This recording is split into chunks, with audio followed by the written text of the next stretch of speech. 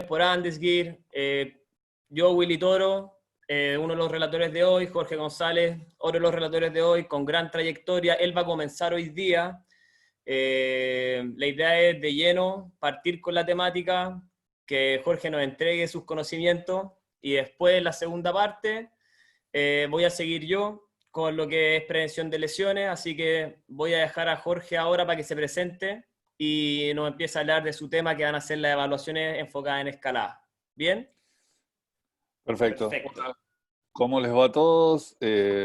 Gracias por poder compartir un poco la experiencia de todos estos años y la puesta en marcha de un proyecto con muchas expectativas respecto a lo que va a ser el proyecto nuestro con KINAP respecto de la escalada, y siendo esto algo tan querido por muchos de nosotros, me he referido a la escalada deportiva.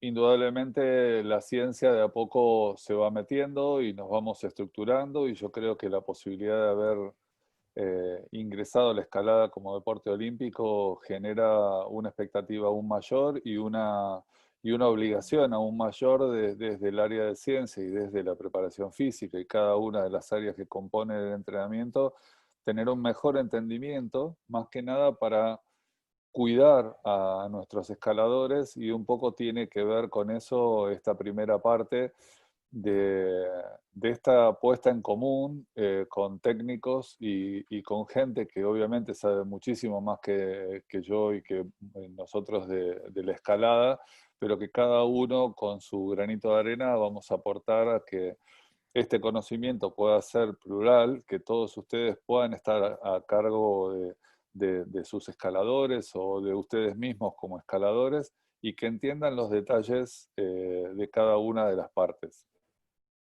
Dentro de cada una de estas partes, indudablemente, la escalada deportiva las evaluaciones dentro de la escalada es uno de los puntos cruciales a entender. Y muchas veces, mucho de eso se ha quedado en lo eminentemente específico y que tiene que ver con los detalles técnicos, que son súper importantes, pero también es importante lo que tiene que ver un paso atrás con la prevención deportiva. Y este primer módulo que tiene que ver con eso, eh, me lleva a esta charla que yo tuve con mi jefe de equipo nacional de Argentina, en donde con Tomás, al preguntarle cuáles eran los requerimientos como para yo tener en cuenta al entrenar y tener en cuenta esto para evaluar, él me dice, no, son pocos, son todos estos. O sea, la fuerza, la rapidez, la agilidad, la resistencia, la flexibilidad, la coordinación. Indudablemente dentro de esto, si entre medio de ellos o ellos combinados, nos dan un espectro obviamente muy plural. O sea, indudablemente es un deporte de una demanda muy alta y que todo eso empieza en la estructura corporal de cada uno de nosotros. Entonces, una de las visiones que yo tengo primero es que nosotros debemos tener, primero de todo, una capacidad de movimiento tal que nos permita realizar en un deporte tan plural, que tiene tanto requerimiento y tanta demanda, que no tengamos un obstáculo en la capacidad de movernos. Si a eso le sumamos la capacidad fisiológica, que indudablemente impacta dentro de esto, o sea, si yo me puedo mover muy bien, pero si no tengo la provisión de energía necesaria para realizarlo, ya estoy en un segundo problema bastante grande. Y hoy nos vamos a focalizar básicamente en un tema, porque esto es súper grande. Y que indudablemente la tercer pata de esto, y que cimienta la estructura, va a ser la capacidad psicofisiológica. O sea, yo puedo tener las capacidades de movimiento tales para realizar la acción, puedo tener la capacidad fisiológica, pero enfrentarme en un deporte que tiene tantas condiciones que, valga la redundancia, lo condicionan, la capacidad psicofisiológica de poder avanzar o de pegar un muro o una vía, es súper importante. Entonces, sobre estas tres patas se va a construir la postura de ese escalador. Y a partir de esto yo voy a poder evaluar estructuralmente a quién tengo enfrente. Porque no es lo mismo la evaluación que yo pueda tener de un nadador, como me toca en este momento tener la selección de natación, que lo que yo puedo tener adelante a un escalador. O sea, indudablemente lo que puedo hacer un déficit o un superávit en un nadador no va a ser lo mismo que en este caso. Entonces, sobre estas patas se construye lo que es el patrón motor específico de cada uno de nosotros. Porque si yo llego a corregir cosas posturales que tienen que ver con el nadador, como mencionaba recién, es factible que pueda afectar algo del patrón motor que yo estoy realizando a nivel de un escalador y tenga que discutir con Tommy o con cualquiera de los técnicos que me dicen, no, estás cambiando la mecánica motora. Entonces, una vez que nosotros entendemos esto, podemos después ponerle velocidad, potencia y todo lo necesario dentro de las otras cualidades. Entonces, a partir de acá, como quedó claro, el tener una capacidad de movimiento plena como para poder desarrollarnos en esta actividad requiere de un sistema. Y yo en la idea de simplificar, porque nuestra tarea de preparación física no es exactamente lo que le gusta al escalador, pero es algo que necesitamos que entienda que esto le va a servir. Entonces, en esa necesidad trato de simplificar los sistemas. Entonces, en esa complejidad tengo que encontrar una solución. Y esa solución la vamos a encontrar si con la evaluación lo hacemos específico para cada atleta. O sea, si bien hay requerimientos que tienen que ver con la disciplina, va a haber requerimientos que son específicos para cada uno. Entonces, tienen que tener una exigencia específica para que pueda producirse una adaptación y a partir de eso buscar esa calidad de movimientos específica del deporte y pensando siempre en la longevidad de los movimientos y en la longevidad de la duración de mi atleta. O sea, yo siempre voy a pensar en tratar de tener este atleta por mucho tiempo. Entonces, esto conforma lo que yo llamo mi sistema de propuesta de entrenamiento y a partir de acá, o sea, al ser específico para cada atleta, tengo que tener en cuenta la experiencia de cada uno de ustedes. Y es indispensable poder evaluarlos para poder establecer un punto de partida y de control. Y a partir de eso poder ir viendo si lo que yo estoy proponiendo como entrenamiento tiene sentido. Entonces, a partir de acá, lo primero que tengo que hacer es entender el movimiento. ¿El movimiento de quién? ¿Del escalador? No, del ser humano. ¿Cómo el ser humano reacciona ante determinados eventos o circunstancias? Una vez que yo puedo entender eso, a partir de ahí puedo evaluar, porque sé qué voy a evaluar y por qué lo voy a evaluar. Y después voy a hablar brevemente de eficiencia y eficacia y ese concepto, y de ahí nos diremos al control de cargas, pero ya metidos dentro del curso. Entonces, hoy lo que vamos a ver puntualmente es la justificación de esta evaluación funcional. Nosotros entrenar es algo bastante simple y que lo podemos entender como estresar, ese fenómeno de estresar, a lo cual el cuerpo se va a adaptar y después de adaptarse lo vuelve a exponer para obviamente protegerlo. En esto se circunscribe, en este círculo virtuoso, es el círculo en el cual yo me voy a desarrollar y a partir de esto voy a tratar de meter mi sistema de evaluación para poder entender cómo el cuerpo se va estresando de una manera lógica y cómo lo puedo proteger. Entonces, cuando hablamos de rendimiento, siempre estamos en esta dura dualidad entre performance y durabilidad, como mencionaba recién. Cuando nosotros vemos un auto de carrera como este, imaginamos que le vamos a meter la pata a fondo y que vamos a andar lo más rápido posible.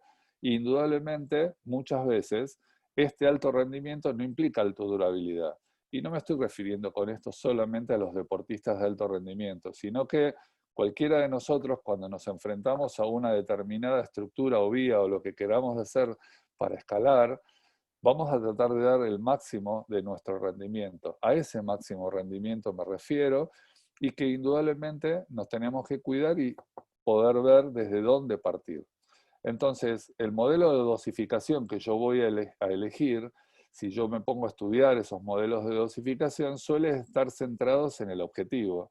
Entonces, yo lo que voy a proponer es que mi modelo de dosificación esté centrado en el individuo, ¿sí? A partir de eso, que sea en función del objetivo que tengo que realizar, esperar los saltos cualitativos que estos deportistas tengan, y eso lo voy a ver en la constante reevaluación, y a partir de eso, adaptarme permanentemente en cuanto a plan, en cuanto a dinámicas, en función de esas evaluaciones. O sea, independientemente de que uno como técnico se va a dar cuenta que puede ir pegando determinadas cosas a partir de que uno va aprendiendo, indudablemente en la reevaluación yo puedo ir reorientando mi entrenamiento.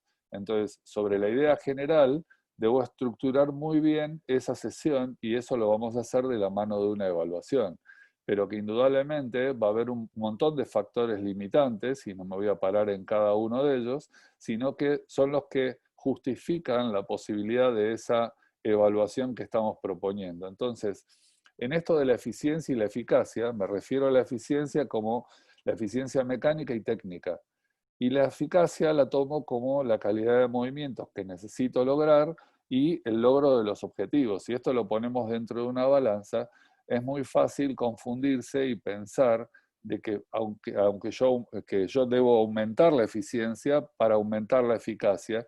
Y esto yo lo veo desde un punto de vista más equilibrado, porque por más que yo mejore la técnica específica y la técnica individual, tomada la eficacia como calidad de movimientos y logro de objetivos, ese logro de objetivos va a ser el mismo, con lo cual es muy importante poner un balance dentro de todo lo que yo haga en la estructura de cargas de mi entrenamiento.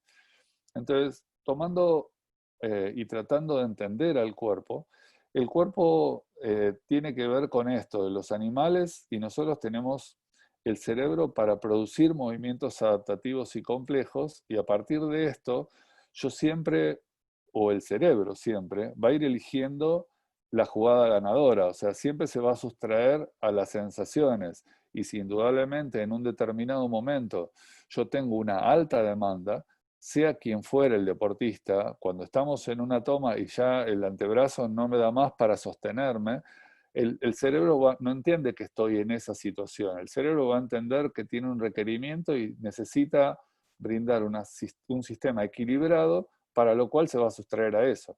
Entonces va a elegir la jugada más ganadora, que puede ser en ese momento soltar. Entonces, a partir de ahí vamos por la vida siempre planeando movimientos para minimizar las consecuencias negativas. Esto tiene que ver con lo que yo entreno. O sea, y aparte, en las etapas evolutivas, indudablemente el movimiento va a ir mejorando. De eso nos va a hablar Willy un poquito después. Entonces, la verdadera razón del cerebro básicamente tiene que ver con esto.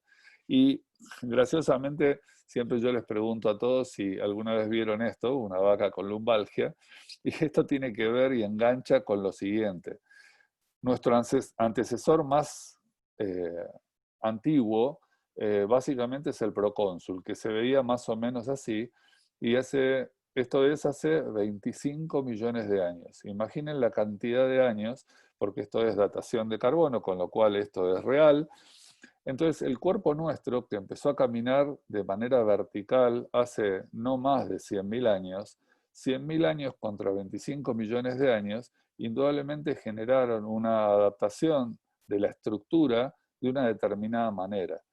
Y es mucho más cercana a esta. Entonces, la constitución de los dermatomas y de cómo el cuerpo se fue desarrollando tiene que ver y tiene mucha más similitud con este tipo de posiciones que con una posición vertical, en donde hay zonas en donde se generó mucha más tensión. Entonces, si nosotros podemos entender que el cuerpo va a reaccionar desde acá, podemos entender un poco mejor hacia dónde vamos con el sistema de evaluación y el sistema de sobrecarga. O sea, yo debo entender que la carga que yo le impongo a mi sistema motriz puede exceder la posibilidad de adaptación. Eso es la magia del entrenamiento y de cómo yo voy dosificando esas cargas. Y tenemos que entender y tenemos que saber que si podemos o tenemos que hacer algo para manejar esa tensión. Indudablemente, antes la tensión estaba mal vista porque esa tensión podía generarnos un perjuicio. Pero ¿hasta dónde nos genera un perjuicio? En general, cuando producimos una adaptación individual, el cuerpo nos plantea un problema y cada uno lo resuelve de la mejor manera. Entonces, por ejemplo, cuando nosotros analizamos cómo es una buena postura, indudablemente todos los llevo a que piensen, aunque la mejor postura es la del muchacho que está a la derecha. pero indudablemente, como dijimos, el cuerpo se va adaptando a las distintas situaciones que nosotros tenemos, y si yo, por ejemplo, a ese muchacho lo miro desde otra óptica, como me pueden mirar a mí, mi deporte fue el remo, ese es un remero. Y las estructuras y los tejidos se habituaron y se conformaron de una determinada manera para lograr que esa persona tenga esa normalidad de estructura. Indudablemente ese es más cercano a un jugador de rugby. Entonces, ¿dónde podría estar la escalada? Y yo creo que podría estar cerca de lo de un remero. Siempre va a tener una predisposición hacia eso. Entonces, los mecanismos de cuidado, de evaluación, van a ser los mismos y van a tender a ver al escalador desde una óptica real. Entonces, cuando hablamos de esa óptica real y del manejo de las tensiones, y si pensamos al cuerpo como un sistema de este nuevo término que es la tensegridad, entendemos que nunca hacemos movimientos en forma aislada. No podemos aislar una zona determinada, sino que tenemos que entenderla como un todo. Entonces, a partir de ese entendimiento, los movimientos del deporte están muy relacionados con los reflejos. ¿Con qué reflejos? Básicamente con estos, los primitivos, los posturales y los locomotores. Entonces, a partir de estos movimientos, es de donde yo parto para entender cuáles son los sistemas de evaluación que voy a utilizar. O sea, nosotros somos expertos o nos hemos hecho expertos en decir cómo queremos hacer las cosas y qué necesitamos. Pero lo que tenemos que hacernos principalmente expertos a través del desarrollo de lo que quiero evaluar es del por qué. No solo nosotros tenemos que entender el porqué de lo que hacemos, sino que nuestros atletas o nosotros como escaladores también. Entonces, todas estas técnicas me nutrieron como para decir, bueno, tomo de cada una de ellas cosas que a mí me hacen falta para ver a ese deportista y a partir de eso trato de observar cosas que tengan que ver con la dinámica y qué es lo que va a ser prioritario para mí a la hora de evaluar un escalador como el que vamos a evaluar. Entonces, el DNS me aporta muchas herramientas para entender, no solo desde la respiración, desde la estabilización del core, desde la calidad de soporte, desde la movilidad y la conciencia del cuerpo, y obviamente el centrado de las articulaciones y el justo equilibrio de todas estas son situaciones que yo voy a tener que considerar a la hora de evaluar, pero llevado a la práctica, tengo que entender de que trato de tener un tiempo práctico para llevar a cabo las evaluaciones que podríamos llegar a proponer. Entonces, yo me basé en su momento en otros campos como la nutrición. La nutrición, la teoría de fraccionamiento de masas de Kerry Ross, ellos de una manera muy sencilla establecieron que en esa somatocarta este chico podía ser un endomórfico y un chico como este podía tener un ectomórfico. Y dentro de ese triángulo establecieron que los jugadores de rugby, en este caso, estaban en un determinado lugar, entonces entendíamos el camino, desde dónde estaba cada uno hacia dónde teníamos que ir. Dentro de esta idea, yo desarrollé la posibilidad de tomar determinadas situaciones, qué es lo que yo necesitaba dentro de la escalada deportiva, como para elegir ese sistema de pruebas que me sea representativo, y junto con el entendimiento que me da la charla con el cuerpo técnico, logramos entender que necesitábamos tener un cuerpo supersimétrico, en donde las cadenas de cruzadas de movimiento tenían una interacción muy importante. Entonces yo veía que si hay una asimetría demasiado grande o demasiado marcada, indudablemente tenía un riesgo de lesión. Y yo había dicho que dentro de mi sistema de entrenamiento, la idea era poder lograr un equilibrio o un balance. Entonces, a partir de eso, decidí entrar dentro de las evaluaciones específicas. El team médico de la federación en su momento hizo un montón de evaluaciones que tenían que ver con lo específico. Y en la posibilidad que nos va a dar el curso que nosotros queremos hacer, vamos a poder ver en detalle cada uno de estos aspectos. Decidimos además evaluar con la observación funcional dinámica, que me hablaba sobre los patrones de movimiento de una manera más global, hacer algo un poco más específico, evaluando en cada núcleo articular principal, como por ejemplo el de la cadera, una prueba que me evaluara el control motor de esa articulación contra la movilidad y las posibilidades de movimiento de esa articulación. Entonces tomé dos pruebas que ya están muy estandarizadas y son fiables en cuanto a su información, y a partir de ahí poder establecer las conclusiones del caso. Con el otro núcleo articular, que para nosotros es prioritario, tomé dos pruebas también bien estructuradas, ya que yo tomaba del FCS y del FMS pruebas, tomé dos pruebas estandarizadas desde esos sistemas.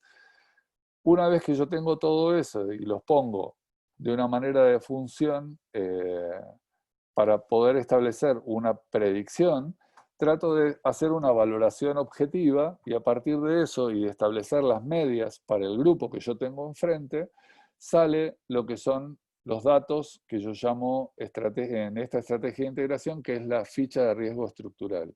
Entonces, esta es una ficha de riesgo estructural de un equipo juvenil de escalada, en donde cada uno de ellos, si yo voy a la ficha original que vimos antes, en donde está la sumatoria de todas las pruebas, puedo establecer, sin temor a equivocarme, sino de tratar de ir al detalle de cada uno de los chicos, quiénes son los chicos que están dentro de las habilidades que el deporte exige, quiénes son los chicos que necesitan trabajar sobre determinados aspectos para mejorar esas habilidades, y quienes por sus posibilidades de movimiento están a riesgo de generar un determinado tipo de lesión por una sobrecarga implícita en su estructura.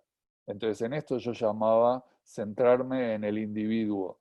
Entonces, a partir de acá, va a ser necesaria un sistema simple de reevaluación constante para yo poder tener una orientación de por dónde caminar en este largo sistema que va a ser el desarrollo del deportista. Entonces, con una base de datos de estas evaluaciones o las que vayamos descubriendo a lo largo de todo este camino juntos, vamos a poder avanzar hacia un mejor y mayor entendimiento de lo que es la escalada deportiva y cada una de sus disciplinas, para prevenir lesiones y aparte para llegar al sueño de muchos, que bueno, hoy es en 2021, y que es el logro de los objetivos de cada uno de nosotros. Así que siempre pongo esta placa al final de mis charlas, que es que no crean nada de todo esto a menos que coincida con la propia razón y obviamente su contexto y su experiencia. Y bueno, estemos atentos al final del webinar, o ahora les va a informar algo Willy de cómo nosotros vamos a seguir adelante con esto. Ahí estamos, Willy.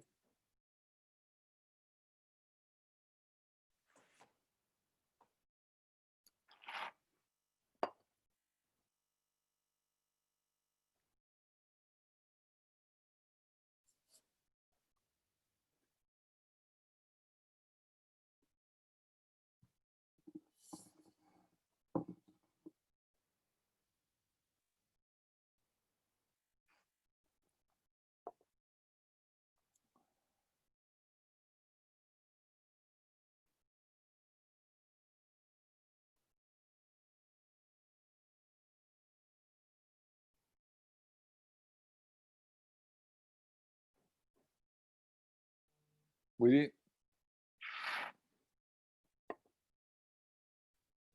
Ahí está. Ya, ahí sí. Disculpen, estaba con el micrófono bloqueado desde el hospedador, así que no podía hacer nada.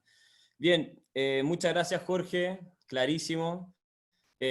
Junto con eso voy a aprovechar de mostrarles algo, que es lo que Jorge hizo referencia varias veces. Y dentro de todo este webinar que nosotros estamos presentando, que parte ahora con evaluaciones y luego sigo yo con prevención, es un proyecto bastante más ambicioso que hemos estado construyendo junto con Daniel Serman de la selección chilena, el DT de la selección chilena, y Marvin, Tomás Virariño y Mariano Tode, que son del cuerpo técnico del equipo de escalada de Argentina. Y básicamente hemos decidido crear un curso online que se va a tener como nombre Coach Especialista en Escalada Nivel 1. El tema que diga Nivel 1 es que es un proyecto a largo plazo, Vamos a crear un nivel 2 y que esperamos poder llegar hasta un nivel 3. La idea es poder crear en verdad una línea educativa que le entrega a las personas que se quieran relacionar con la escalada desde el punto de vista ya sea deportistas o entrenadores, para que tengan las herramientas necesarias y puedan intervenir a las personas de la mejor forma posible. La descripción, aquí ustedes pueden ver, está el link súper claro acá, pueden ver toda la información, ver a quién está dirigido, ver las modalidades, la duración, los valores. Este es el equipo completo. Grandes personas, muy profesionales, todos con mucho contenido que nos pueden aportar a que podamos intervenir a los escaladores de la mejor manera posible. Aquí podemos ver los contenidos, vamos a ver, esto lo que están viendo ustedes ahora, está enfocado en el primer módulo, que es qué hacer para entrenar y competir sin lesiones. Lo que quiere decir es que vienen 4 webinars más, uno por cada módulo, donde van a poder conocer a los relatores, que les cuenten un extracto de lo que se viene más adelante, y de esa manera poder desarrollar sus conocimientos en el entrenamiento y el desarrollo de la escalada deportiva. Junto con eso, les quiero mencionar que, por favor, después de que se acabe esta charla, revisen sus correos porque les vamos a mandar información importante de beneficios que van a tener exclusivamente las personas que están participando de esta charla. Dicho eso, vamos a pasar a lo que es mi tema y que tiene que ver directamente con la prevención de lesiones en escalada. Para comenzar, voy a leerles una cita que está digerida por mí. Básicamente yo la propongo en base a un modelo que es el estudio del contexto de un deportista, más que solamente algunos detalles aislados de cuáles son las lesiones más importantes o con quién entrena, dónde entrena, etc. Entonces lo primero, para poder trabajar sobre la prevención de lesiones, es identificar los factores de riesgo internos de cada sujeto con el fin de intervenir y disminuir la susceptibilidad del deportista para lesionarse al interactuar con los factores externos del propio medio. ¿Qué quiere decir esto? Lo que quiere decir es que cuando nosotros tengamos una persona, esta persona va a tener una realidad que va a ser la propia y esa realidad va a intervenir con un medio. La relación de esta interacción o los resultados de esta interacción va a ser lo que nos va a dar el resultado de si esta persona va a sobrevivir al entrenamiento, va a sobrevivir a la competencia o va a sobrevivir a la sesión de escalada, o si se va a lesionar y va a tener que seguir por otro proceso. Eso nos lleva directamente a lo primero que hace una persona cuando quiere empezar a pensar en prevenir lesiones. Lo primero que hace es ver la incidencia de las lesiones en el deporte que se está estudiando. En este caso, que es en la escalada, tenemos un estudio súper nuevo que nos habla de cómo se han comportado las lesiones más comunes a través del tiempo. Si nosotros analizamos cada uno de estos gráficos, cómo se comporta cada lesión, vamos a ver que, y lo relacionamos con cómo ha ido evolucionando la escalada en cuanto al sistema. Willy, comparte tu pantalla, porfa. ¿Está compartida? No la presentación. ¿Está compartida la presentación? ¿Aló? ¿Aló? Se sigue viendo solo la página. No está. A ver, dejar de compartir. Vamos a compartir en la pantalla. Vamos acá. ¿Ahí se ve? ¿Ahí se ve? Ahí sí. Ya. Listo. Bueno, gracias, Willy. Disculpen, ahí hubo un pequeño error de compartir pantalla, pero bueno, esto es lo que les estaba mostrando antes. Podemos ver cómo se comportan las lesiones, qué relación pueden tener esto con el tipo de estilos de apertura que pueden haber, tanto en lo que es la escalada en vías, o puede ser la escalada en boulder, o así también podemos entender, según el lugar donde esta persona escala, por qué puede tener estos comportamientos. Al mismo tiempo podemos ver cuáles son los tejidos que se dañan en cada lugar y cómo se van comportando, si es que van a la baja o hacia arriba, pero lo que estamos viendo acá realmente, y es con el mensaje que les quiero entregar, lo que estamos viendo son los últimos eslabones de un sinfín de errores motores que van ocurriendo que nos llevan a esto. O sea, la primera trampa que tiene una persona a la hora de prevenir lesiones es ver esto y decir, listo, los dedos son los que más se lesionan, así que voy a crear una planificación estructural súper bien evaluada sobre cómo intervenir los dedos y generar mayor resistencia a los dedos para que no me lesione. Ese sería un error de cómo intervenir la prevención de lesiones, porque nos estamos quedando y centrando solamente en el último eslabón. Eso mismo puede pasar para el hombro, para la mano, para el codo, para la pierna, etc. Entonces, es bueno tener esto claro, es bueno saber cuáles son los puntos de falla típicos en los escaladores y en cualquier disciplina, pero siempre es bueno tener claro que esta es la punta del iceberg. Siempre hay que ver lo que está más abajo, ¿ya? Entonces, para eso, yo les muestro esto que habla sobre el contexto deportivo. ¿Qué es a qué estamos expuestos todos nosotros cuando estamos desarrollando una actividad deportiva? Lo primero que vamos a tener acá es un sujeto. Este sujeto, como les dije antes, va a tener un contexto interno, su sexo, su edad, sus lesiones previas, los antecedentes mórbidos, su nivel socioeconómico, todo lo que tenga que ver con lo que le pueda afectar directamente a una persona son sus factores internos. Esos factores internos ya lo hacen predisponente a un sinfín de lesiones. Si uno empieza a encuadrar, puede empezar a ver que, claro, esta persona por estas características, yo puedo pensar que está predispuesta a lesionarse quizás el hombro, quizás las muñecas, quizás los dedos, quizás las rodillas. Eso me da un mapeo general sobre la persona. Ahora, esa persona, esos factores, van a venir a relacionarse directamente con el medio, que son los factores externos, que es la temperatura, que es el público. Si es que la coordinación de la planificación anual o la administración desde la federación es la correcta, que pueden afectar directamente con tanto el rendimiento deportivo como también las partes más emocionales de las personas, que también van a estar involucradas en lo que va a ser el rendimiento final o el producto final de un deportista. Entonces, estas dos relaciones, cuando interactúan entre sí, vamos a empezar a hablar de que algunas de las predisposiciones van a aumentar y se van a hacer más susceptibles a que realmente se lesionen.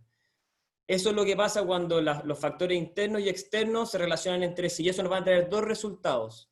El primero es que no se lesione y entremos en un círculo vicioso, ojalá que siempre se mantenga acá, donde la interacción jamás nos va a cortar la práctica deportiva.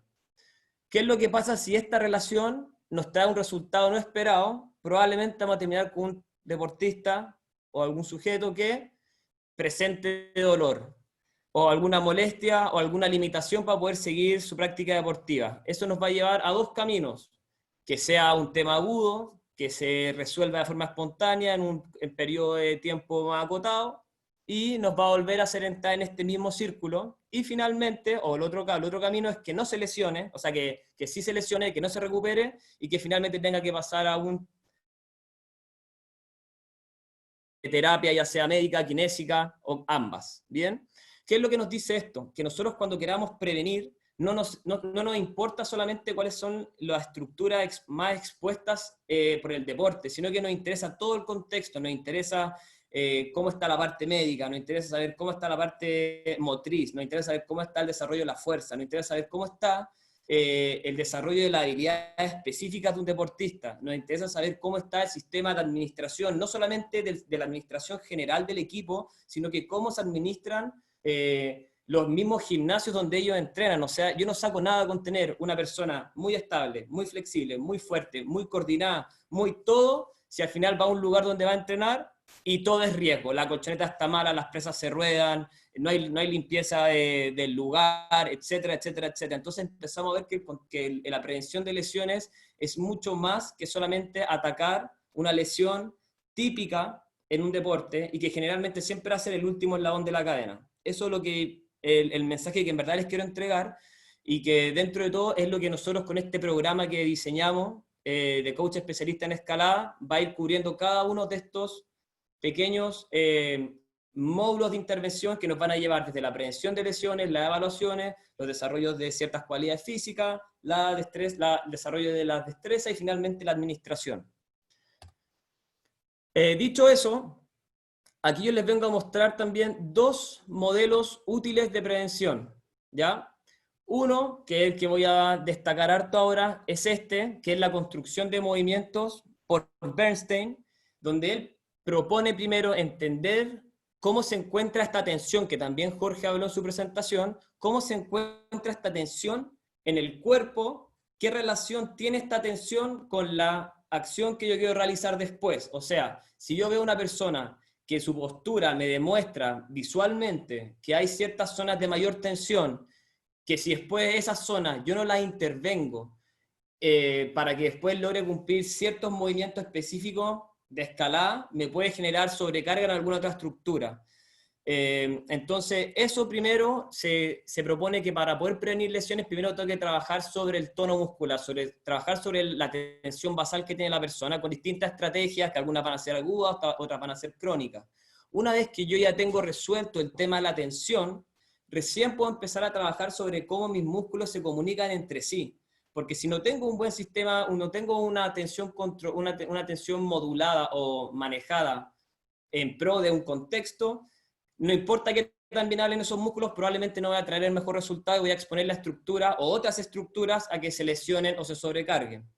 Una vez que yo recién tengo el tono y la comunicación entre la musculatura, ya funcionando de una forma que yo puedo empezar a pensar que es útil para la acción que voy a realizar después, ya le puedo dar un contexto de espacio. Cuando yo hablo del espacio, significa que ya tiene un propósito el movimiento, ya sé para dónde me voy a mover, para dónde me voy a desplazar, qué voy a hacer con esta comunicación de las sinergias musculares para una acción determinada. Y finalmente, cuando ya tenemos el espacio, la sinergia y el tono ya trabajado, podemos entrar a hablar sobre la acción, que ya es el patrón motor que vamos a realizar. ¿Qué quiere decir esto? Que si yo me hubiera quedado solamente con el ñeque, con el apriete de la presa, y me enfoco solamente en la acción, y mi prevención de lesiones se enfoca solamente en eso, perdí todo lo abajo. Y si perdí todo lo abajo, lo más probable es que la estructura, por mucho que tenga fuerza de dedo, voy a estar forzando alguna de esta estructura que no va a estar bien preparada para poder vencer las fuerzas de los ejercicios que vamos a realizar. Bien, entonces eso es algo que es importante, porque al final, dentro de todo, lo que nosotros queremos hacer con todas las estrategias que se nos ocurran va a ser siempre alejarnos de la fatiga. La mejor prevención de lesiones es poder estar lo más lejos de la fatiga durante la sesión de entrenamiento. Entonces, si yo estoy siempre fuera de esos estados, yo voy a poder tener la capacidad de poder resolver los problemas motores que me entregue el medio o la tarea que vaya a realizar y salir ileso de esa situación. Si yo, por otra parte, solamente me enfoco en algunas cosas puntuales, probablemente vaya a fallar. Y les voy a poner el siguiente ejemplo. Si, por ejemplo, yo tengo ciertas estructuras limitadas en lo que puede hacer la flexión de cadera, significa que quizás tenga una musculatura del muslo posterior restringido en lo que es la flexibilidad, o están acortados, digamos esa palabra para que se entienda de forma rápida. Y yo quiero subir un pie. Si no me da la flexibilidad para poder subir el pie, ¿qué es lo que yo voy a tener que hacer para resolver ese problema? Voy a tener que automáticamente llevar la carga hacia los brazos, generar una tracción, hacerme el espacio, subir el pie.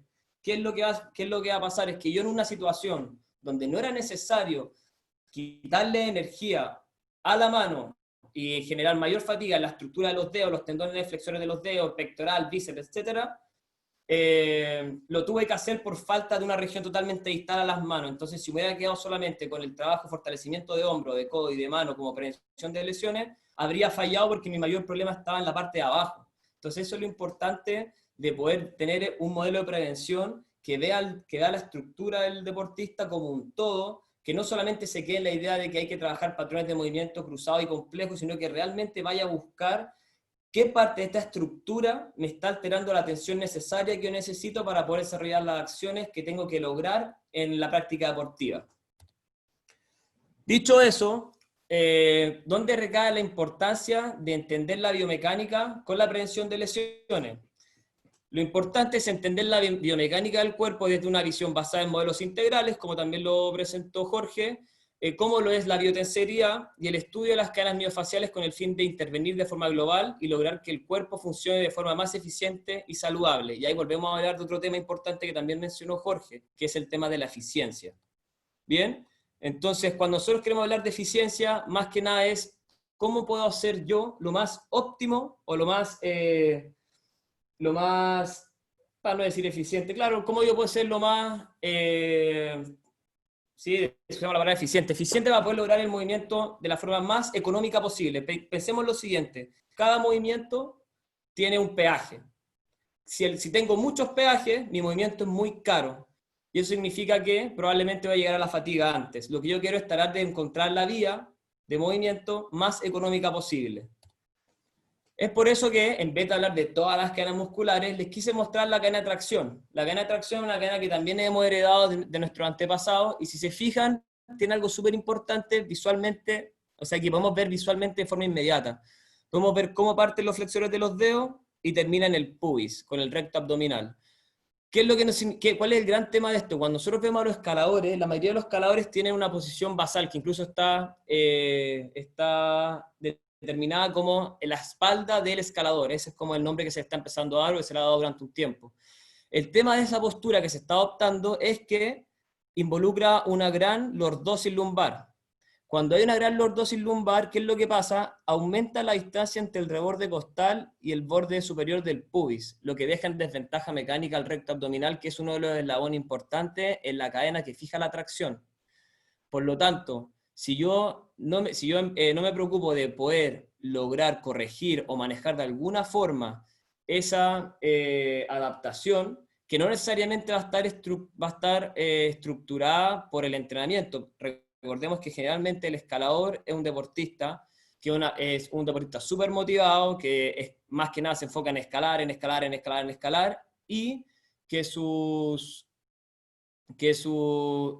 entrenamientos físicos o son tablas o son tracciones, pero tiene muy poco, o quizás sean unos crunch o unos abdominales como típicos, pero tiene muy poco trabajo específico involucrado en lo que es el tronco, la antirrotación, la antiflexión, la antiextensión, que es lo que pasa con las piernas. O sea, el trabajo de escaladores en piernas, en la mayoría, en la gran masa, es súper pobre. Entonces, estamos hablando de que si queremos entender que el cuerpo funciona como una integridad y tenemos que tener niveles de tensión óptimos para poder lograr un desempeño del cuerpo eficiente, yo tengo que considerar todas esas partes y no solamente encerrarme en el mundito de la mano, de la muñeca, del codo y del hombro. Hay un mundo muy importante en la zona media y un mundo aún más importante en lo que pasa de la pelvis para abajo, que sí o sí nos van a entregar un buen desempeño hacia lo que pasa arriba.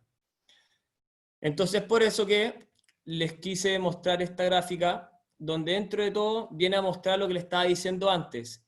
Primero está una definición personal de core, se las voy a leer igual, que propongo que el core eficiente es aquel que permite al eje del cuerpo vencer las perturbaciones del medio y al mismo tiempo logra dar un punto de apoyo estable a los miembros para que se puedan mover libremente y ejecutar tareas con el mínimo gasto energético. ¿Por qué el mínimo gasto energético? Volvamos a eso que les dije, que lo más importante es alejarnos de la fatiga. Entonces, el esquema que muestro acá, básicamente lo que esta parte acá vendría siendo el tronco, zona media, zona escapular, y lo que está acá en el rectángulo representa la pelvis. Nuestro tronco, vamos a verlo como un sistema de transmisión de energía, o de fuerza. Queremos que la fuerza que viene desde las piernas o que viene desde los brazos cruce de un lado a otro, ya sea de izquierda a derecha o de arriba a abajo, de la forma más lineal posible. ¿Bien? Si es lo más lineal posible, vamos a ser eficientes desde el punto de vista del uso de los recursos energéticos y del uso de la fuerza. ¿Qué es lo que pasa si yo tengo movimientos accesorios indeseados y excesivos? Por ejemplo, vamos a tener un vector de fuerza que en vez de que se mueva de este punto a este punto con este vector lineal, vamos a tener un vector que va a ser más o menos así. Y cada curva, cada cambio de dirección es un peaje. Este es un peaje, este otro peaje, hacia acá, hacia acá, hacia acá. Por lo tanto, este movimiento es mucho más caro del punto de vista energético, del punto de vista estructural, para el sujeto que este. Es por eso que es importante dedicarle tiempo a que el tronco funcione como este transmisor de energía eficiente, que tenga un control de movimiento adecuado, pero un nivel de tensión que me permita que mi cadera se comunique con mi hombro de la forma más rápida y adecuada posible, y eficiente. Es por eso que ya así como para reforzar más el tema de la eficiencia, les propongo un esquema basado en el columpio de una plaza. Entonces los columpios de las plazas tienen un punto de apoyo y tienen una tabla, ¿verdad? Y la tabla se puede mover para arriba y para abajo, no puedo hacer nada más. ¿Por qué? Porque el punto de apoyo determina el movimiento. Entonces si nosotros pasamos eso al cuerpo, vamos a decir que la tabla va a representar los brazos y las piernas. Entonces, lo que estaría significando que el punto de apoyo vendría siendo el tronco. Si yo tengo un tronco estable, un punto de apoyo estable, voy a permitir que mis brazos y piernas se muevan como yo espero que se muevan, que en este caso sería para arriba y para abajo. ¿Qué pasa si yo cambio ese punto de apoyo y pongo en vez de eso una esfera, algo circular? ¿Yo puedo jugar en ese juego? Sí. ¿Es más difícil? Sí. ¿Es más costoso? Sí. ¿Voy a poder sostenerlo el mismo tiempo que en el otro? Probablemente no. ¿Qué significa? Que yo voy a querer ser siempre más esto ¿qué es esto? Si soy esto, mis brazos y piernas se van a mover eficiente, por lo tanto en lo que es escalada voy a ser más preciso con los pies, voy a ser más eficiente con el uso o el uso de recursos de mis dedos, y de esa forma voy a poder escalar más, voy a poder dañarme menos y voy a poder proteger estructuras de mejor manera posible. Ahora, algo importante es también tener claro qué es una lesión. ¿Por qué? Esto es súper importante porque al final nos permite poder tener un manejo mucho más de la parte psicológica y de la ansiedad del deportista cuando se enfrenta a un momento incómodo. ¿Por qué un momento incómodo? Porque el dolor no necesariamente tiene que ser algo catastrófico y que en verdad lo va a dejar fuera de la sesión de las próximas sesiones por quizás cuánto tiempo, sino que solamente podría ser un marcador de que hay que parar. Entonces, para tener eso claro, hay que primero tener bien claro cuál es la definición de una lesión y, en base a eso, saber cómo comunicarle y explicarle a la persona qué es lo que está pasando. Entonces, la definición sería que es un evento que ocurre durante la actividad física y deportiva y que tiene como resultado la interrupción inmediata de la participación. Lo último es lo más importante, la interrupción inmediata de la participación. ¿Qué quiere decir esto? Que al final el nivel de daño generó un freno en todo el en todos los movimientos y específicamente hay que sacar a la persona porque si no o se va a seguir dañando o realmente ni siquiera se puede mover por el dolor. Eso es que ya está lesionado. ¿Qué pasa con las personas que se pueden haber doblado un tobillo, quizás una caída con una técnica pobre, por así decirlo, se le generó la torsión del tobillo, puede seguir caminando, le molesta un poco, manejar a esa persona con que sí, efectivamente hay que tener un manejo de la zona, controlar la inflamación, mantener la movilidad y tener como un proceso bastante amigable de cómo manejar estas dolencias, pero no decirle como de inmediatamente, no, ¿sabéis qué? 15 tobillos, 4 meses, tenéis que ir al doctor porque puede ser que tengáis un edema óseo o una fractura, y ahí se empieza a hablar, a agrandar un cuadro que puede ser mucho más controlado. Entonces, ahí está la parte de poder saber cómo dirigir o manejar la ansiedad a la persona, al deportista, que no se lleva muy bien con el dolor, que siempre lo ve como algo negativo. ¿Bien? Entonces, pensando en lo que es la escalada, en este extracto de lo que va a ser el módulo de prevención en la clase de prevención de lesiones, casi siempre se habla mucho de la retracción escapular, de reposicionamiento escapular. Cuando nosotros queremos trabajar sobre la estructura del hombro o darle una mejor mecánica a los codos, a las muñecas y a los dedos, es importante tener claro que esos tienen directa relación con cómo se mueven las escápulas en nuestra espalda y qué relación tienen con nuestro cuello, qué relación tienen con nuestro tronco, etc. Entonces el trabajo de reposicionamiento escapular yo lo propongo como algo más importante que incluso el trabajo de rotaciones externas que la mayoría de las personas realizan como calentamiento antes de empezar antes de irse al muro y empezar a escalar. ¿Por qué? Porque es la retracción escapular la que nos va a permitir corregir un poco esta postura de los hombros hacia adelante, que probablemente va a generar un hacinamiento de distintos tejidos que se encuentran en el hombro y que a nosotros, en verdad, ganar medio milímetro sí nos va a traer algún factor protector para que esos tejidos no se inflamen o no rocen de forma excesiva. Ojo, no estoy diciendo que hay que hacer un trabajo que pase de que la persona esté así a que esté así. No tiene que ver con eso. Tiene que ver con entender que si yo manejo estas pequeñas variables, puedo mejorar la calidad de movimiento sin tampoco alterar la estructura a la cual el deportista se ha adaptado. Es solamente conocer la anatomía y la biomecánica y usarla a nuestro favor. ¿Bien? Entonces, el foco de estos trabajos debería enfocarse entre todo lo que pasa al trapecio, romboides, serrato. Eso es un trabajo de reposicionamiento escapular y eso, por consecuencia, nos va a traer también una mejor base de trabajo para poder trabajar los rotadores externos e internos de hombro, que la mayoría de los escaladores tienen como la visión de que es lo primero que hay que intervenir.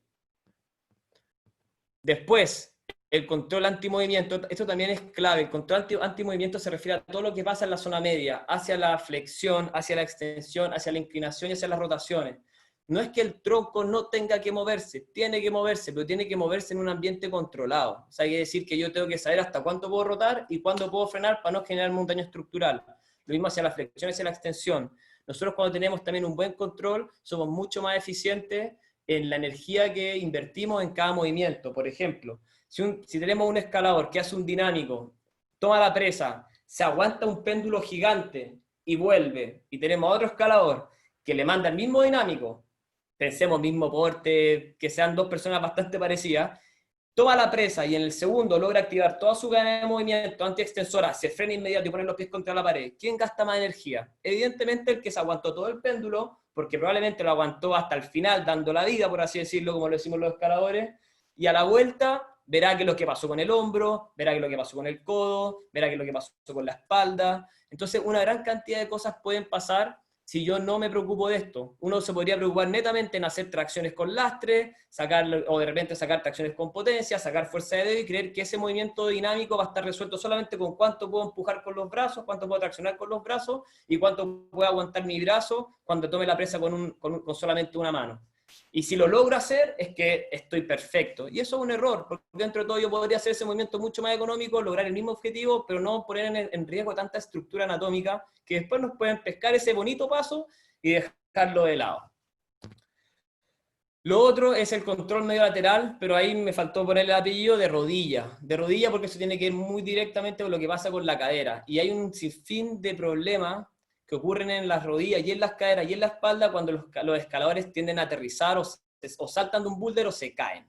¿Qué es lo que pasa? Uno puede ver escaladores de altísimo nivel que cuando caen no saben caer y no tienen reconocimiento de que las caderas son nuestro principal resorte y qué es lo que hacen, forzan la rodilla o forzan la espalda, lo que nos va a traer problemas de lumbago, algunas lesiones muy fuertes a nivel de rodilla, si es que caen con el tobillo torcido y la fuerza va vertical hacia abajo, les aseguro que el 15 tobillo va a ser desde el 2 para arriba, y por eso es importante también tener claro que saber que nuestros escaladores tienen una cadera bien constituida, con una musculatura que la protege, que le permita a la rodilla poder usar la fuerza que viene desde la reacción con el piso y la transmite bien para arriba y pasa que todo el cuerpo responde como un acordeón y después libera la energía, es como vamos a poder tener un escalador que sí va a poder prevenir situaciones que él nunca pensó, que era caerse. ¿Por qué? Porque el escalador siempre pelea nunca va a trabajar la caída porque no está dentro de su objetivo. Yo no voy a ser escalador, voy a decir como mi objetivo está en saber caer bien. Quizá alguna vez si estuve escalando y veo a un escalador pegándose un vuelo gigante, chocando contra el muro, recién ahí voy a hacer el sentido de que, hay que poner los pies, porque si pongo las manos me puedo volar una muñeca. Entonces, si se fijan, hay hartas cosas que es importante tener resueltas porque en la práctica sí vamos a tener situaciones donde vamos a tener la necesidad de que nuestro cuerpo responda de forma eficiente ante esos requerimientos. Entonces, es por eso que cuando nosotros queremos intervenir a la persona y realmente estructurar un programa de prevención de lesiones, tengo que, sí, tener claro el contexto de cuáles son las lesiones más típicas, pero tener claro que eso es la respuesta de todo lo malo que hay acá abajo. Tener claro que esa es la punta del iceberg y si yo quiero mejorar esto, tengo que ojalá no encerrarme en esa estructura y decir como, ya, me rompí una polea, me corté una polea, voy a esperar los 6 meses necesarios, me voy a poner tape y voy a empezar al tiro con trabajo en 4, 3,5, 3, 2, 1, 15 milímetros, 1.5, 0,5 milímetros, qué sé yo, sino que en verdad, aparte de eso, que no está malo, tengo que darle un punto de apoyo estable y eficiente para que todo lo que está pasando acá arriba y acá abajo funcione perfecto. ¿Bien? Con eso ya vamos llegando a lo último, donde se propone, está una pirámide bien conocida, propuesta por Cook, donde dentro de todo él nos ordena cuáles son fundamentos para poder, cuáles son los cimientos donde yo puedo realmente intervenir un deportista de la mejor manera posible. Lo que yo voy a querer es primero trabajar sobre los fundamentos. Los fundamentos tienen que ver lo que es la movilidad, la flexibilidad, o sea, la movilidad, la estabilidad, el control motor, etc. Después yo voy a subir a una segunda parte. Una vez que yo tengo un cuerpo que cumple con los requerimientos mínimos para el contexto al que va a ser expuesto, yo ahí puedo trabajar sobre las cualidades físicas de la persona. O sea, si yo tengo una persona que no cumple con los requerimientos, no puedo saltarme esta parte e irme al tiro a trabajar la fuerza. Porque a pesar de que sí, la fuerza, el entrenamiento de la fuerza es un ingrediente importantísimo en la prevención de lesiones, si yo no tengo unos buenos fundamentos, los vectores de fuerza que voy a poder producir no van a ser tampoco los que yo espero y me puede generar una lesión por haberme saltado este primer eslabón, que siempre tiende a ser el que uno se salta. Siempre uno tiende a pasar al tiro de las cosas como más específicas y se tiende a olvidar de lo que está pasando abajo. Una vez que yo recién tengo un cuerpo que funciona en los rangos articulares, tiene la suficiente estabilidad para poder redirigir los vectores de fuerza y aparte de eso le pongo un trabajo de fuerza importante arriba, póngale a las habilidades, mandémosle a los trabajos que sean de dedo, de los dinámicos, los trabajos coordinativos de saltar de un punto a otro, pero eso tiene que venir después de que todo esto de abajo está bien constituido. Porque si no, lo que va a pasar con esta pirámide es que puede ser que me quede invertida y al final termine generando más daño que beneficio y carreras de muy corta duración. Entonces a esto también se le suma otra vez que es importante la administración del deportista y de todo el contexto que involucra a estos deportistas, desde lo que es el gimnasio donde entrena, la administración general desde los equipos o de los presidentes de las federaciones o del cuerpo técnico, de personas que manejan cosas que son más externas a la escalada misma. ¿Bien? Y finalmente, les doy las gracias por su atención y les cuento que todas las personas que asistieron hoy van a tener beneficios directos con Andesgear, que ellos van a, por su parte, les van a mandar un comunicado con los beneficios que ustedes van a tener por participar de esta actividad. Todas las personas que hayan estado hoy, o sea, que están ahora realmente, van a tener un descuento exclusivo en este programa, en este curso de coach especialista en escalada, con un 50% de descuento, y les recuerdo que son 4 módulos, como se los mostré en la página de inicio, son 4 módulos, y cada módulo viene con un webinar, así que vamos a ver un webinar para el módulo 2, 3 y 4, y espero realmente que todos formen parte de esto. Es algo muy, muy interesante, es un proyecto a largo plazo, estamos súper motivados, es un proyecto que es binacional, tenemos el equipo argentino, estamos aquí los de Chile, queriendo hacer lo mejor posible para poder subir un poco más la nota a lo que es la escalada, no solamente en estos 2 países, sino que ojalá en toda la región del hemisferio sur, que al final es nuestro objetivo. Tenemos grandes ambiciones y en verdad esperamos que esto sea de su agrado, que le hayamos entregado una información interesante. Les aseguro que para ambas presentaciones lo que viene en el curso en general, en el módulo en general, es bastante más extenso y muchísimo más nutritivo para lo que va a ser su conocimiento en el entrenamiento y desarrollo de la escalada. Así que eso, muchas gracias, Nico. A ver si podemos habilitar el chat para empezar en las preguntas. Voy a dejar de compartir pantalla ahora para que veamos a Jorge también. Jorge, ¿me escuchas? Nico, ¿voy a habilitar el...? Sí, ahí estaba anotando Está. las preguntas de todos como para poder darle un orden a la respuesta de cada uno. Básicamente, como respondiendo un poco las preguntas y después podemos interactuar si hiciera falta.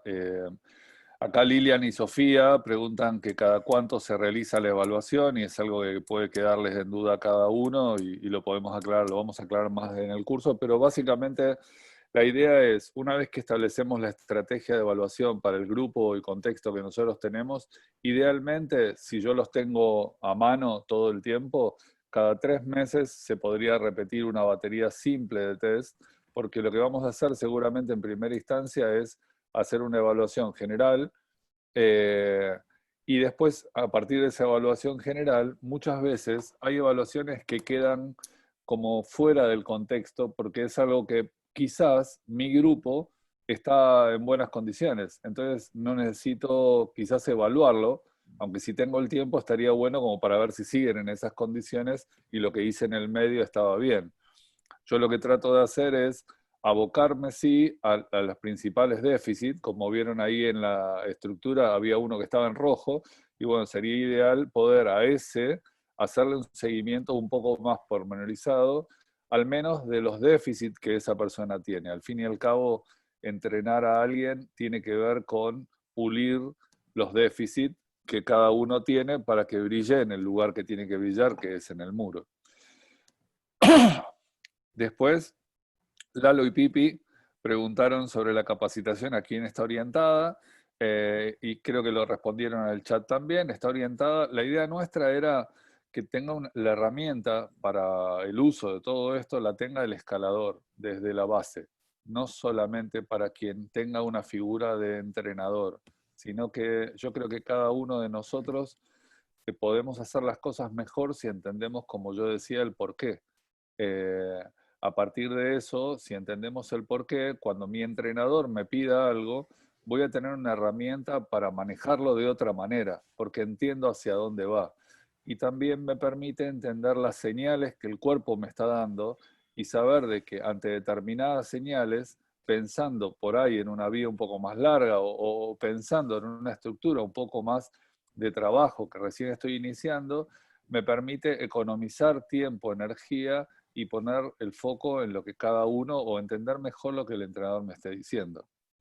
No sé si querías agregar algo, Willy. No, yo comparto en 100% lo que tú acabas de decir. Y después, José Luis preguntaba si era el curso de coach, del coach.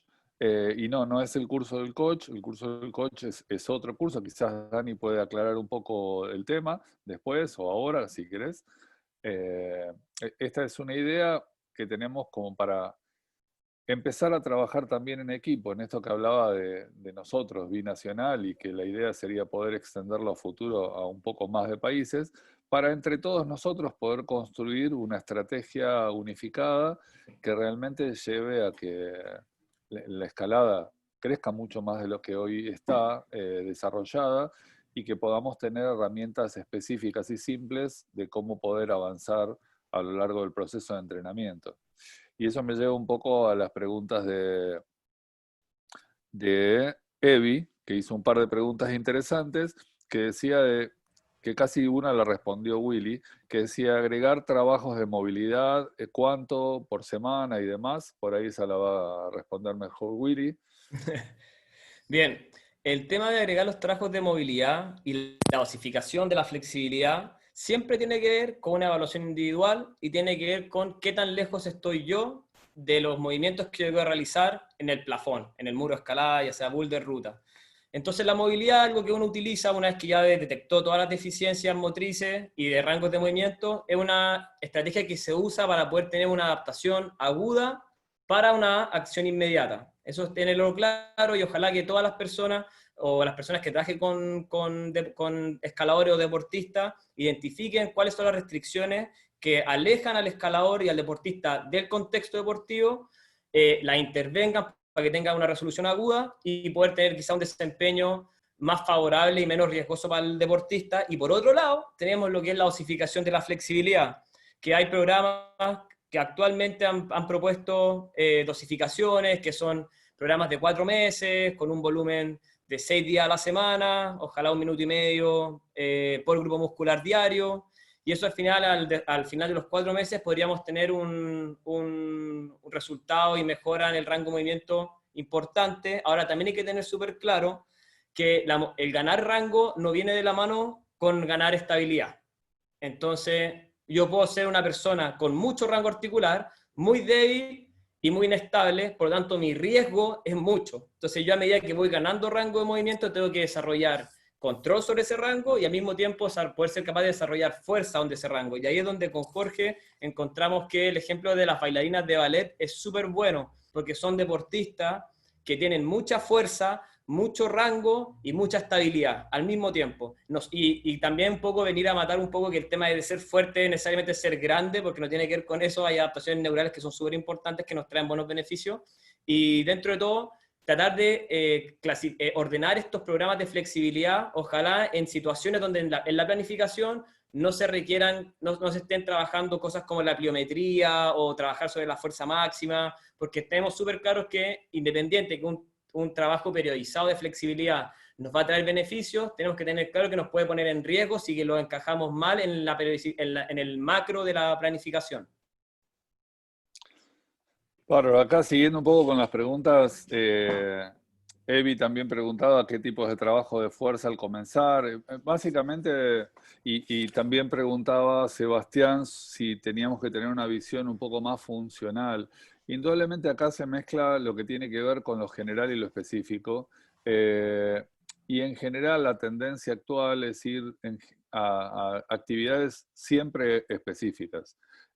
Si bien podemos dividir un periodo en general y específico, eso es una generalización y una forma de dividir los periodos de entrenamiento, pero indudablemente siempre lo que vamos a tratar de enfocarnos es en acciones específicas.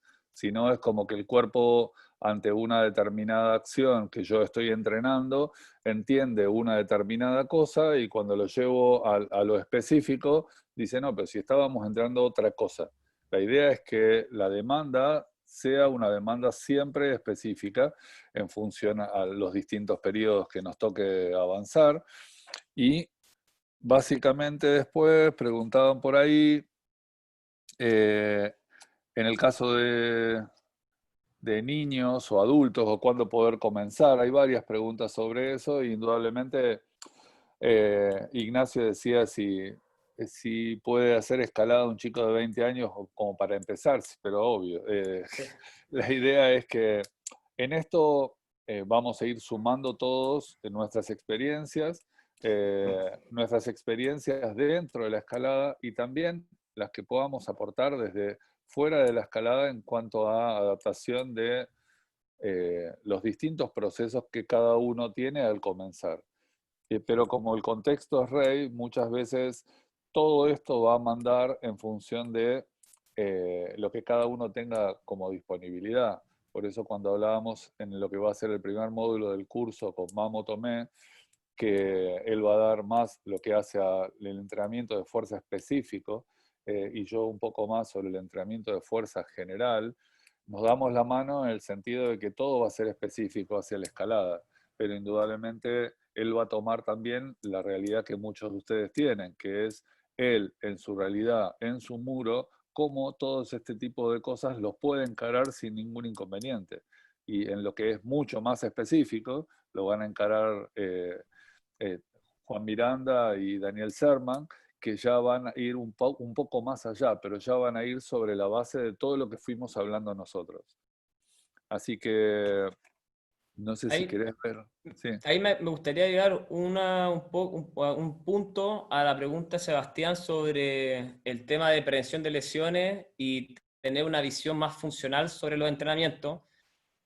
Eh, como te decía, creo que no hay nada más funcional que uno podría pensar para un escalador de trabajar la fuerza de los dedos, la resistencia de la musculatura de flexora de codo, etcétera. Y pensar, no quiero pensar que tú estás apuntando hacia ese lado y diciendo que efectivamente si yo me preocupo más de trabajar en un contexto mucho más relacionado con la escalada para tener buenos resultados. Es como las personas que pueden cometer el error de pensar en esta funcionalidad y hacer que todas las tracciones sean en presas o en tomadas distintas porque es más funcional. Eso no es así.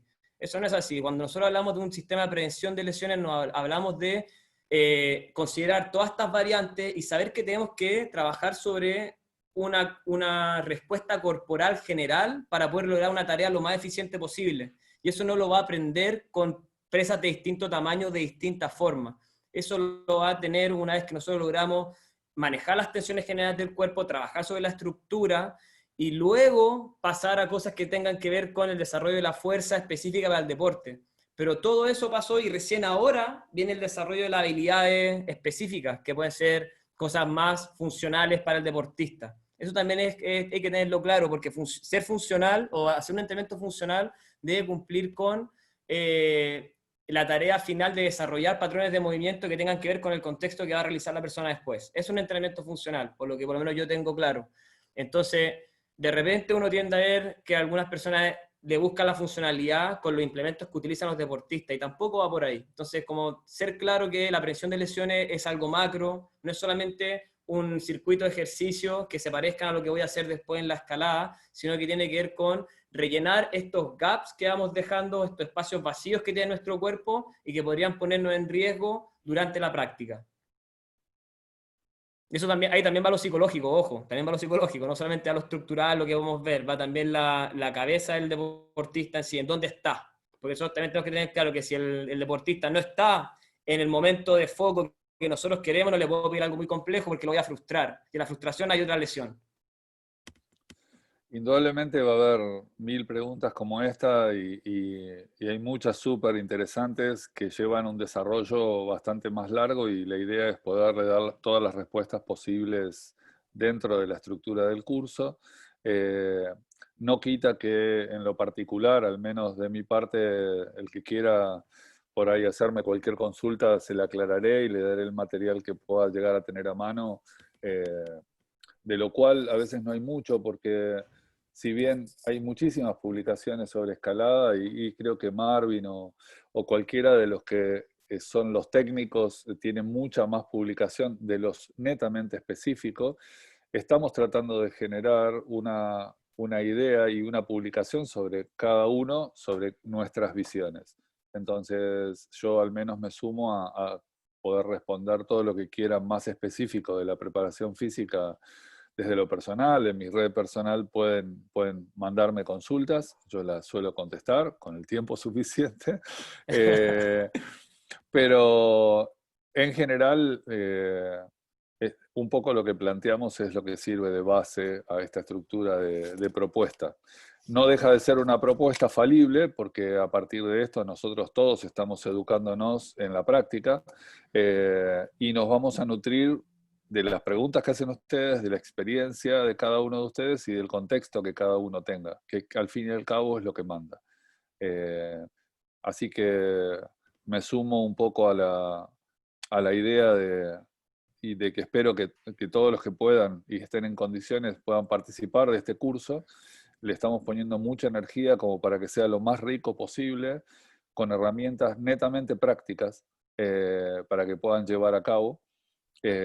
Y que indudablemente sepan que, al menos de mi parte, esto es algo que a mí me gusta de corazón desde mucho tiempo, pero que indudablemente trato de poner lo más estructurado posible para un mejor entendimiento de todos, y en eso a veces podemos fallar, pero sepan que al menos de intencionalidad esto es lo mejor que podemos dar cada uno en esta estructura. Así que bueno, les agradezco por haber participado hoy. Igualmente, muchas gracias a todos por su tiempo. No voy a darle la lata de repetir lo mismo que dijo Jorge, porque lo dijo todo, no me dejó nada que decir a mí. Pero nada, bienvenidos sean, queremos entregar en verdad algo de alta calidad, el equipo está todo muy motivado, Daniel que está aquí, el Marvin, me imagino que Mariano también va a estar por ahí, también está Mariano, Tomás no sé si estará porque hay muchas personas, pero estamos todos con mucha energía, con ganas, todos somos apasionados por la escalada. Yo soy escalador hace 9 años y poder trabajar sobre esto hoy en día y quizás generar un nuevo nivel en lo que hace la escalada, la región, me tiene motivadísimo. Sé que a mis compañeros también, hay mucha experiencia de parte, en especial tenemos a Marvin que nos va a llenar de información también específica y todos están compartiendo información de alto nivel. Así que nada, el equipo está bueno, ojalá que formen parte de esto porque en verdad vamos a marcar un hito en lo que es la escalada en la región. Así que eso, muy invitados, ojalá sean parte de este bonito proceso. Ahí viene un nivel 2 y esperamos que venga un nivel 3. Tenemos ganas, de eso nos sobra. Así que eso pues, vamos a ir cerrando. La clase va a quedar grabada sí o sí, así que lo que pase con eso lo vamos a ir manejando también por las redes. Así que estén atentos nomás y partimos la próxima semana, por si acá, con el Jorge. Chao Los cabros, que esperamos, estén gracias. bien. Chao, chao.